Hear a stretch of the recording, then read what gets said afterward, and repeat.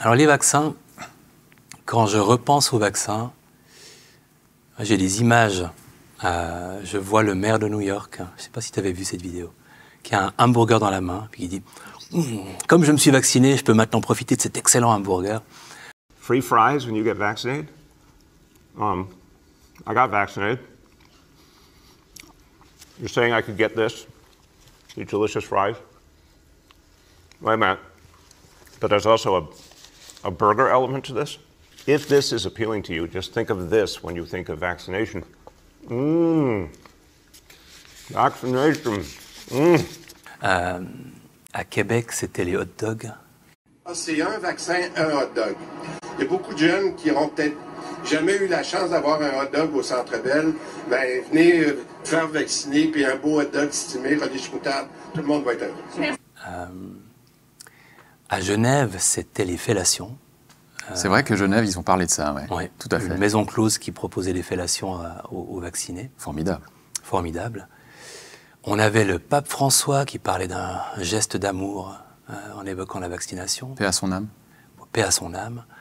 On avait des épidémiologistes autoproclamés comme Klaus Schwab qui disaient personne ne sera en sécurité tant que tout le monde ne sera pas vacciné. Nobody will be safe if not everybody is vaccinated. Ou Bill Gates qui disait qu'il faut vacciner tout le monde pour éviter la circulation du virus. Everyone who takes the vaccine is not just protecting themselves, but reducing their transmission to other people and allowing society to get back to normal. Sur l'efficacité sur la transmission, là, c'est là que ça a vraiment dérapé. Avant même que les études soient publiées, on savait qu'un vaccin par intramusculaire, pour une infection respiratoire, ça va être difficile de bloquer la transmission, parce que pour bloquer la transmission, ça c'est aussi ce qu'un Peter Doshi soulignait, c'est bien d'avoir une immunité qui se développe au niveau du nez, une immunité mucosale. Et évidemment, quand c'est par intramusculaire, ça ne permet pas le développement de cette immunité-là. Donc, on savait qu'il y avait des risques que ça ne fonctionne pas. On savait aussi par les études vétérinaires que les vaccins contre les coronavirus, c'était compliqué, que souvent, ils n'étaient pas efficaces très longtemps. On savait même par le médecin-chef de Moderna qu'il n'y avait pas de données qui indiquaient une efficacité sur la transmission. Donc on ne peut même pas accuser les fabricants d'avoir caché, en tout cas pas Moderna, d'avoir caché cette réalité-là. Mais dans les premiers mois, il y a eu une évolution du discours sur la base de peu de choses. On a des études sur la transmission dans les familles, il y a beaucoup de biais possibles, mais enfin elles montrent qu'en cas de vaccination, il y a une moindre transmission. On a des études sur les animaux qui montrent qu'il y a un portage viral plus faible du virus. Et on a ces études sur la réduction de l'infection chez les vaccinés. Donc on se dit, bon, s'ils sont moins infectés, s'il y a un plus faible portage viral, bah, probablement que ça peut être utile pour réduire la transmission. Ce n'est pas des données de la solidité nécessaire pour tirer les conclusions définitives, mais elles sont encourageantes. Donc, le discours évolue et après avoir encouragé à la vaccination des personnes âgées, on encourage à la vaccination un peu plus générale. Ça se gâte un petit peu à partir de juin, surtout juillet-août 2021, où on a des données israéliennes confirmées par des données qataries qui disent, en fait, la protection contre l'infection, elle est de courte durée. Après 4 mois, elle devient faible. Après 6 mois, dans certaines études nulles, c'est là qu'on commencera à parler du booster d'ailleurs. Donc, la protection contre l'infection, elle est de courte durée et une personne vaccinée après 6 mois, elle n'a pas tellement moins de capacité de s'infecter qu'une personne non vaccinée. On a aussi des études sur la charge virale où on compare ce qu'il y a dans le nez d'une personne vaccinée ou non vaccinée en termes de quantité de virus. Et la charge virale est comparable. Certains pensent que c'est avec l'arrivée de nouveaux variants, etc.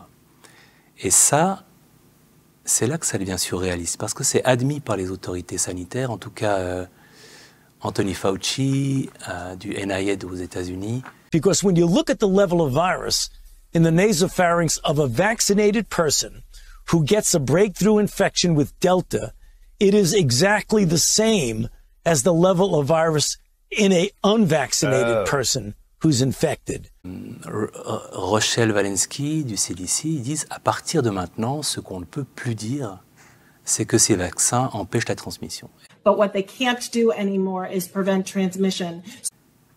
Et ce qui est mystérieux, c'est que c'est à partir de cette période-là, donc août et après septembre, octobre, qu'on va resserrer les mesures et qu'on va être de plus en plus dans la discrimination avec le pass sanitaire puis vaccinal en France, le certificat Covid en Suisse. Nous sommes une grande nation, une nation de science, celle des Lumières, de Louis Pasteur. Alors quand la science nous offre les moyens de nous protéger, nous devons les utiliser avec confiance dans la raison et dans le progrès. Pour nous protéger et pour notre unité, nous devons aller vers la vaccination de tous les Français. C'est ça, parce qu'en fait, la justification pour l'instauration de ce pass, c'était d'éviter la transmission, donc de protéger les gens en fait, en population générale, et donc pas simplement de se vacciner pour se protéger soi-même, mais protéger les autres aussi. Alors même qu'on savait, c'est ce que tu dis, que finalement ça n'avait pas d'impact, probablement.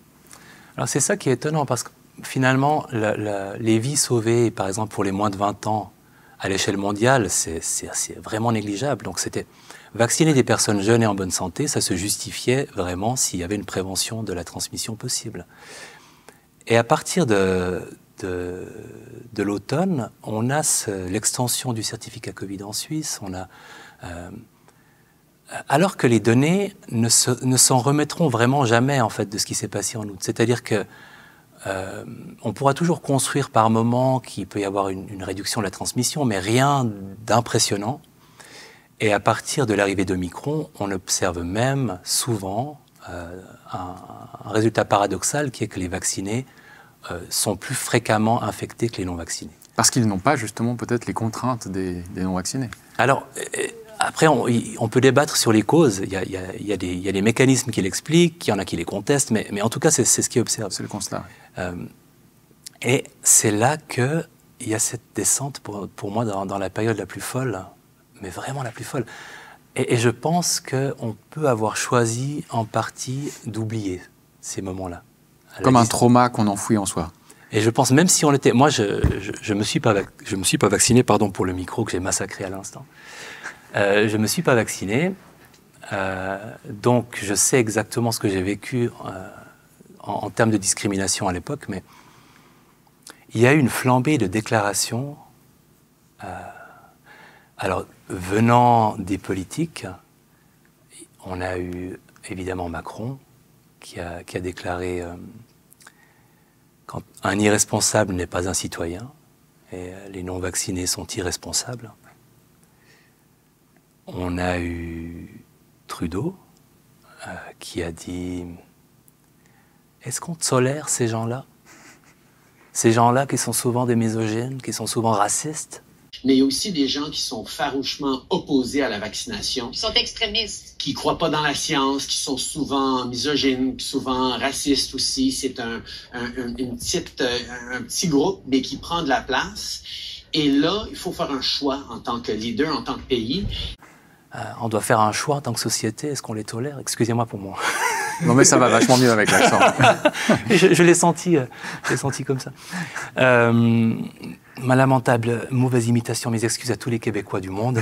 Mais donc, on a eu Trudeau, c'était des paroles d'une grande violence.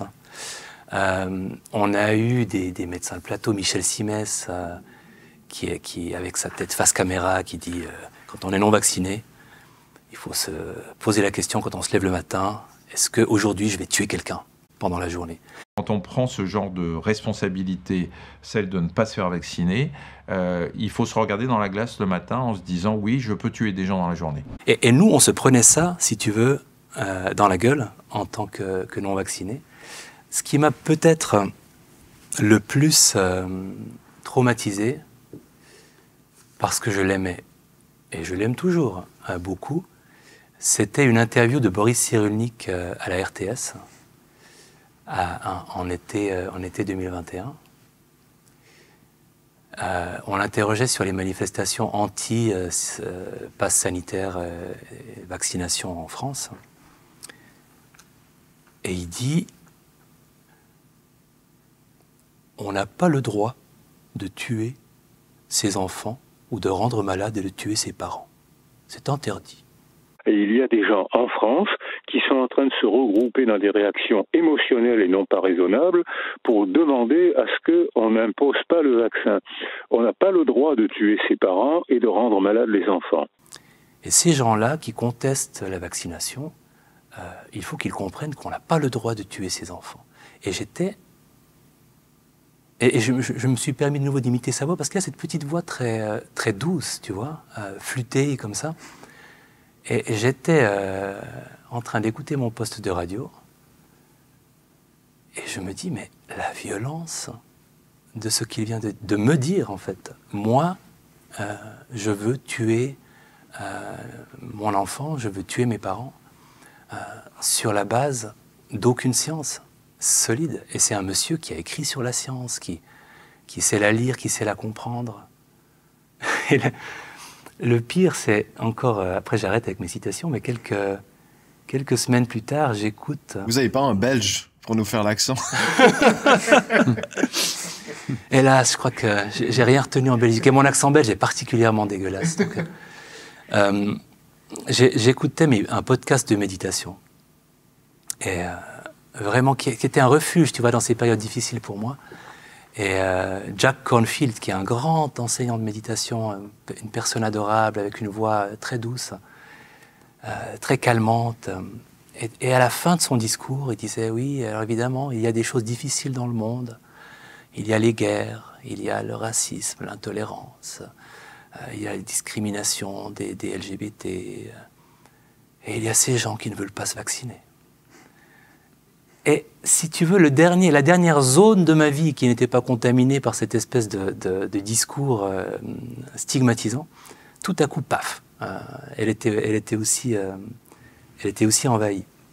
Alors, s'il n'y avait eu que les discours, mais tu as eu toutes les mesures, donc les soignants suspendus, les médecins qui perdent dans certains cas le droit d'exercer la médecine, les étudiants qui sont obligés de se vacciner pour aller suivre leurs cours, pour aller en boîte,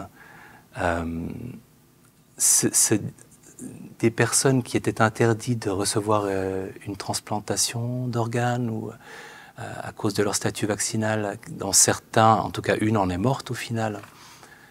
C'était extraordinairement violent. Et on a écrit sur le plan académique sur la violence de ces mesures. On est arrivé à la conclusion, dans certains articles, que c'était une discrimination supérieure à celle des anciens prisonniers condamnés pour les crimes graves, des minorités ethniques les plus discriminées. Ça a été dans des articles scientifiques? Ça a été dans les articles académiques. Il y a des espèces d'échelles pour comparer l'intensité de la discrimination.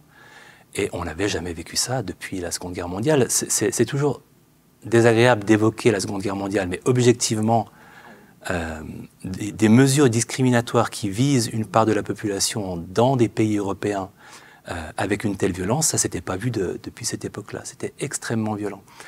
Et là encore, si ces produits avaient eu une sécurité absolument parfaite, ça n'aurait pas été acceptable. Mais enfin... Oui, puis c'est jamais le cas dans tous les cas. Voilà, oui. Mais si on en vient à la sécurité, ce n'était pas non plus le cas. Donc... Hurricane season is here and the time to prepare is now. In Louisiana, we know what hurricanes can do to our communities and the importance of having an emergency plan and taking the steps to ready yourselves, your family, and your community. You can take simple steps to prepare for hurricanes, including getting a COVID-19 vaccine and building a ready kit with items and documents you need in case you need to evacuate. The best way to keep your family, your pets, and your neighbors safe is to have a plan.